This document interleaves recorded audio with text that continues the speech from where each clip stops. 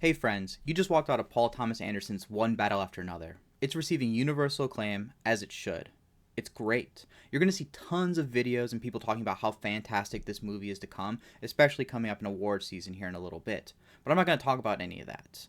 I want to look at the inevitable comparison people will have with One Battle After Another and Ari Aster's Eddington. Specifically, we're going to talk about the satire in each film and why I think it works in one and maybe not so well in another.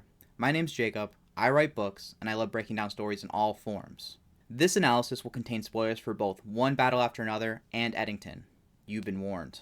Jumping into it, why do I think these two films are similar? They're similar because they both revolve around modern politics. Specifically, they examine the extremes on both the left and right side of the same issue.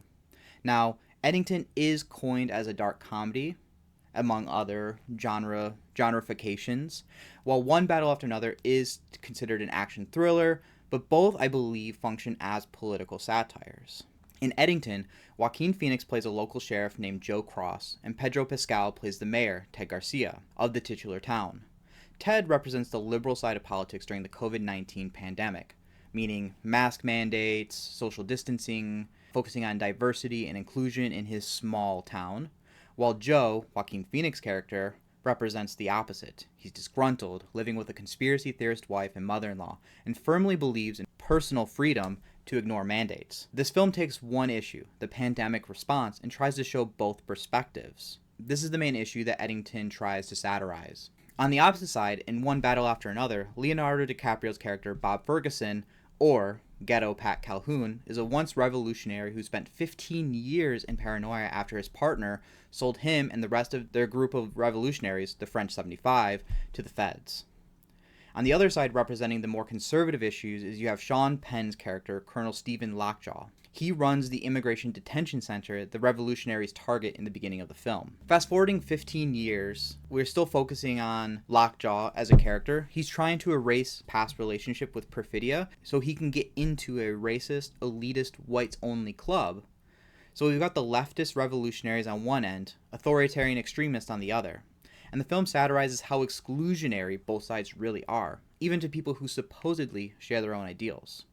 There's obviously a lot more to both films, but if you haven't seen them and you're still here and you still want to know what's going on, that should be enough setup to examine my point more thoroughly. So let's actually jump into the analysis part. Eddington tries, with some degree of success, to satirize both political sides by showing how their ideals differ, but their methods and reasoning are often the same: fame, power, protecting their own status. That part works for me of the film. Where I think it stumbles is in the satire itself. Now, keep in mind, the definition of satire doesn't mean it has to be funny or humorous, but it does need to be critical. It needs to hold up a mirror to society. It needs to hold up a mirror to ourselves. It needs to reflect something back other than our own reflection, some warped perception of that. And Eddington doesn't really give us anything beyond the surface. It reflects a mirror back at society, but it's just a mirror, showing us exactly what we already see in real life. For example, Joe's wife, played by Emma Stone, is a depressed conspiracy theorist who falls victim to an online cult. That's a real thing that exists, but the film doesn't make a point about it, it just shows it, and honestly, it's just sad.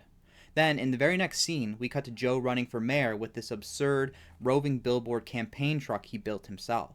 Which is funny, but it leaves the audience with this emotional, satirical whiplash. And again, it's an idea that we see in real life. I live in a city that is surrounded by country folks with a million political stickers and truck nuts. So yes, the tonal inconsistencies are a problem in Eddington, but even more than that, in Aster's attempt at satire.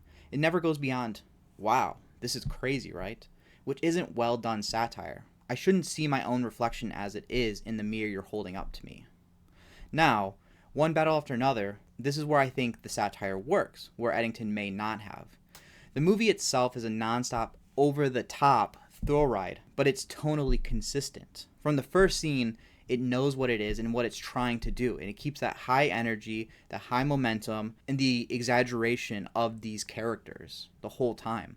It pokes at the same issue on both sides, the moving goalpost of belonging in these idyllic exclusionary groups. The revolutionaries see themselves as so selfless, freeing detained immigrants, that they become selfish in their own personal lives, affecting those that they are closest to, believing their world contribution outweighs their own families, their own friends. Meanwhile, The far extreme right is so obsessed with purity and whiteness that they'll exclude people who share the ideals just because of something as arbitrary as having sexual relations with another person of another race. So yes, both films hold up a mirror, but the difference in that Anderson's One Battle After Another gives us a funhouse mirror. It exaggerates, distorts, and that reflection exaggerates our blemishes, which are impossible to ignore. Aster just gives us reality as it is, and that's why One Battle After Another hits harder as a satire, even though it may not even be coined or genreified as a satire. Both movies poke at extreme, but only one turns that into what I think is genuine satire. Eddington mirrors reality but adds no insight whatsoever. One Battle After Another exaggerates, reveals contradiction, and says something beyond the pictures on the screen. Let me know your thoughts in the comments. I want to know, do you agree with my take? Do you think my take is full of crap? Let me know. Have a good day.